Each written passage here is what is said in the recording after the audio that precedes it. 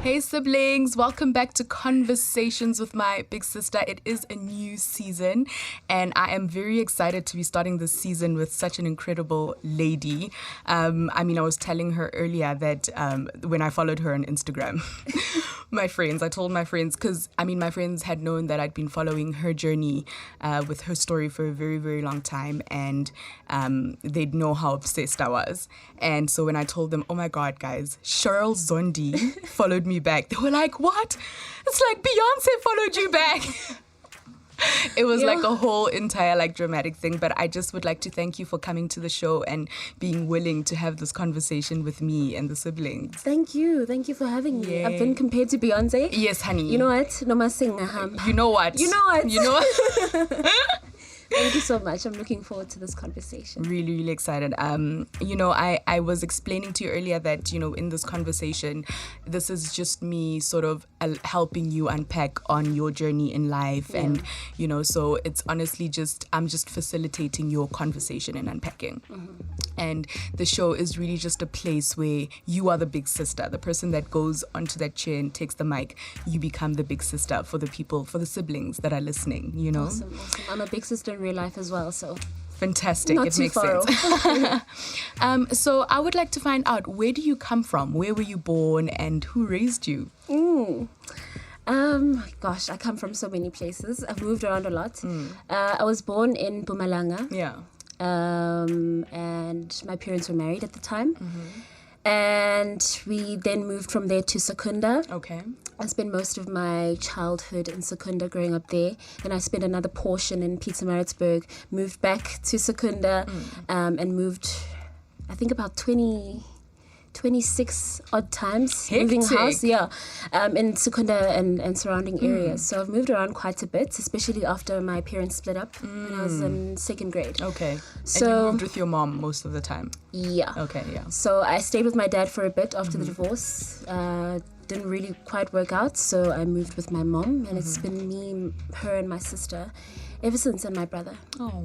Yeah. And then where did you guys end up settling then and setting house? And was that where you started your primary and high school?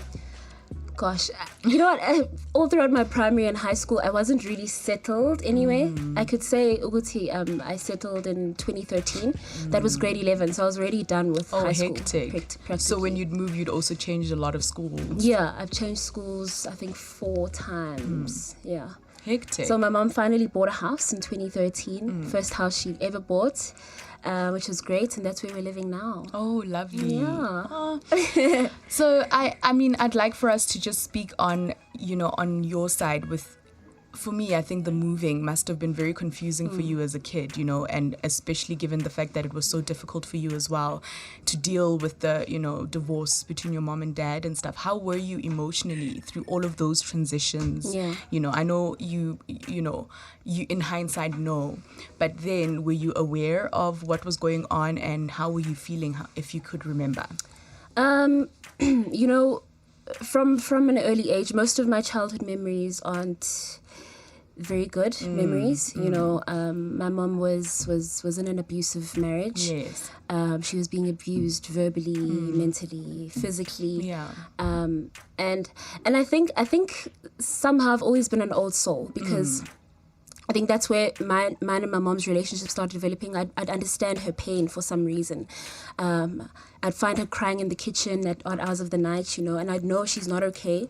I'd pour a glass of water, and she tells me, even though I can't really remember, she'd tell me that I'd tell her, "Mommy, we need to leave Daddy if Daddy's making you cry," and stuff like that. So I did understand that she was in a bad situation, and that she needed to leave at the age of 3 or 4.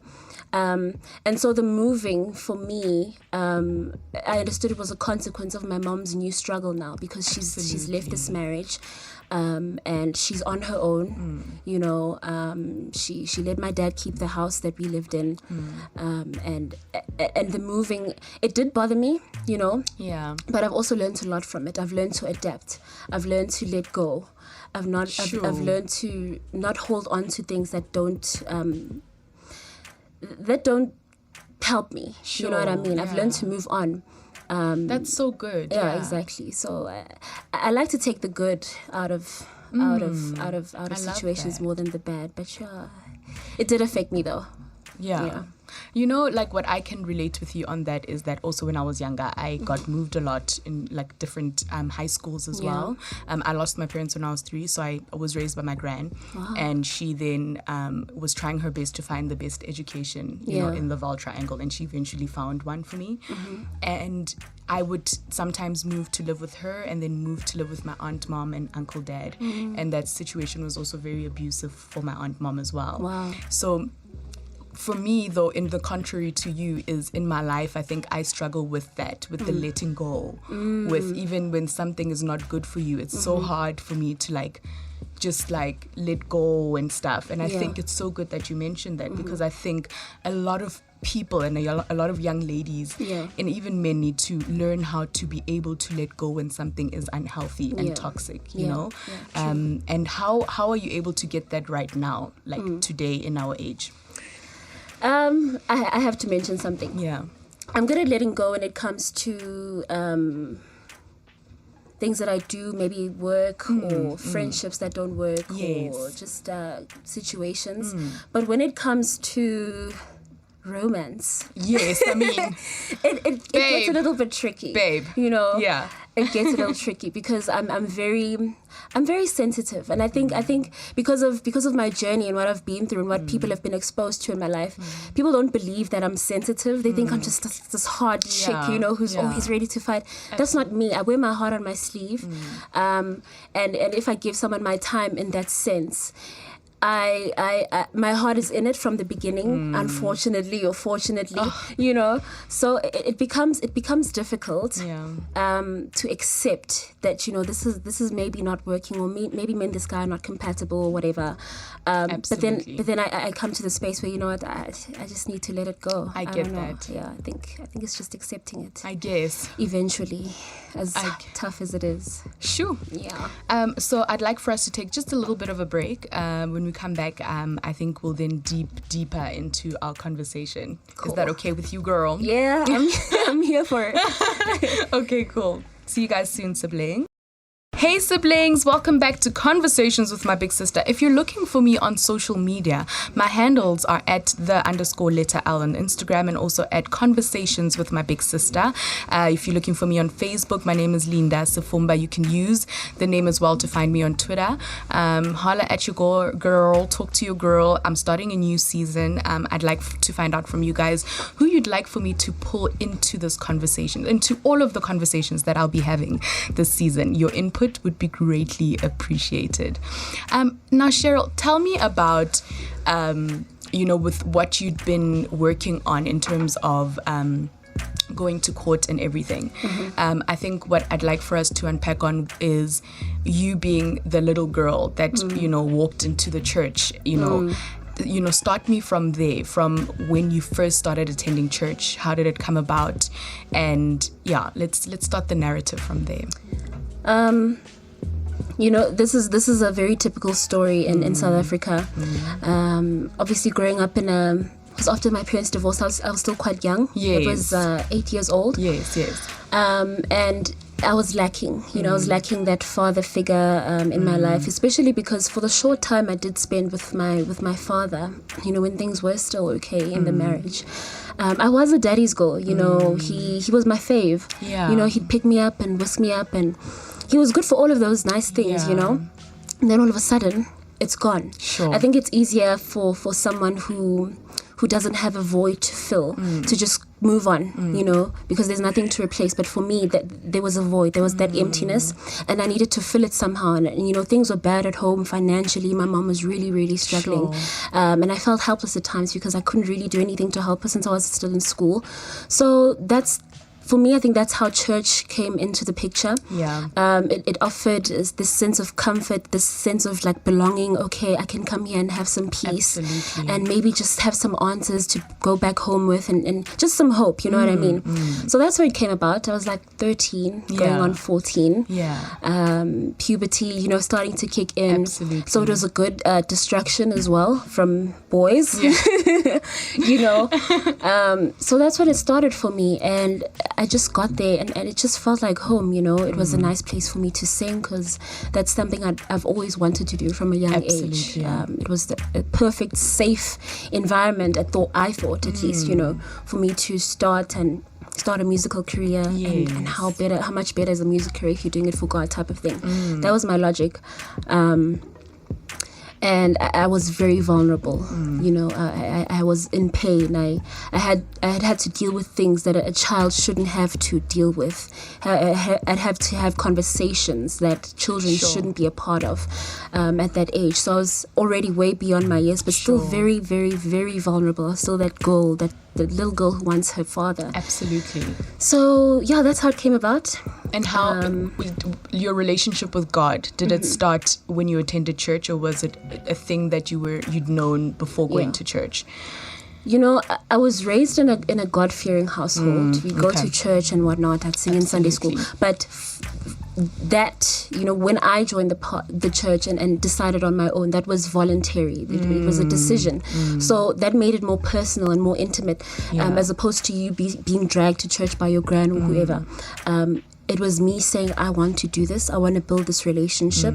So I think, in a sense, that's when it did start, because I learned a whole lot of things that I still use today, you know, in my spiritual journey, praying. That's where I learned to pray. That's where I learned to communicate and how to, you know, read the Bible, the parts that I do like, the parts that I do agree with. Of course, don't we do that? So ultimately, that's where it started. Yeah. And then how did you come about to meet your then spiritual father? Okay. So the church had different branches, right? And obviously there would be meetings and whatnot. So the first time was when I went to one of those major meetings. We would meet in Durban. Yes. And, you know, 13 going on 14, I was like, wow, I'd never seen a church like that. Yeah, like all decorated and stuff. It looked like heaven. You know what I mean? And the thing that took me, though, the thing that grasped me was the music. Sure. You know, if you wanna grasp at someone's heartstrings and just grab their soul, you'll use music. Whether you're a muso or not, aspiring musician or not, music just makes people feel a certain way. You know, life without music isn't life. Absolutely. And that's what gripped me in that church. It was seamless. These people were trained by him. Right. They were musically groomed by him. Everything that they were doing musically, which sounded so impeccable, so angelic, was done by him, composed by him. So I was like, wow, what kind of person is this that can, you know, orchestrate such things? And then when the preaching came, it made sense. You know, when you're a young person, most young people don't like to go to church because they don't understand what this preacher man or preacher guy or whatever is being said up there, you know. It's nice to have someone who deciphers the messages and in a simple way so you can understand.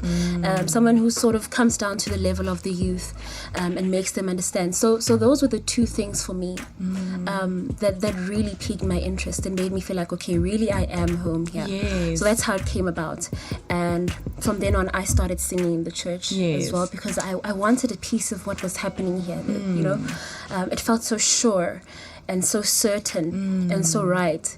And I think especially at a young age, I mean, even adults, we go around looking for answers for everything. All the time, yeah. If there was this one person, if we could all have one person who just give us the answer to everything, all our biggest questions in life, where am I going to end up? Who will I end up with? How's my life going to be in 5 years? It would make life so much simpler. Absolutely. And eradicate all the stress that we go through, this uncertainty. And for me, I felt like I found that certainty there at a very young age, you know. So I struck it rich. And also in a sacred place like that, it's a sacred space. It's a spiritual place. It's God. You know what I mean? Exactly. So when you're thinking God, this for me it's confirmation that I need to be here. It's home. It's you know what I mean. If you, especially if you're a person, I'm the same. I'm a person that grew up in a God-fearing household. So for me, I'm always looking. Your eyes are always peeled open for divine interventions, for confirmations, for So for me, what you're describing makes perfect sense, because when you're walking into a sacred space like that, you trust that your sacredcy will be protected, and the facilitation of your spiritual growth will be protected. You know what I mean? You're not exactly looking out. You're not looking out for anything bad. Exactly. I agree with that. I get that. So this is where you are now, walking into the church, and you're like, literally heaven, decoration, and like the singing is amazing. And finally, you found a place to explore your musical, background and who you are as a young up and coming musician. So then, how did that go about in terms of then joining and then you becoming a part of the musical, group? What was the feeling for you? What did you, think was happening? Like for me, it's like maybe you were assuming that your life is finally changing and it's evolving, and you're connecting with God through music as well. How did that go about? So that first meeting, right? It was during a weekend, and on a Friday. So on the Saturday, I decided to start singing. Or was it a Sunday? I can't really remember. And then from then on, because there weren't a lot of soloists in the church at large, when all the branches came together. There were a lot of groups though. So people in the church started talking. I started becoming a familiar face. I'd do my best to go to all the meetings, all the national meetings. And this was at 13. Going on 14 now, and 14. Yeah, it's foggy. Yeah, it's okay. And I try not to think about it too much. No, it's fine. But I started going to every meeting, and people would know me as the soloist, the singer in the church. And then from then onwards, Timothy, right, would send. Well, the communication started with him telling the pastor of my branch at the time that he really liked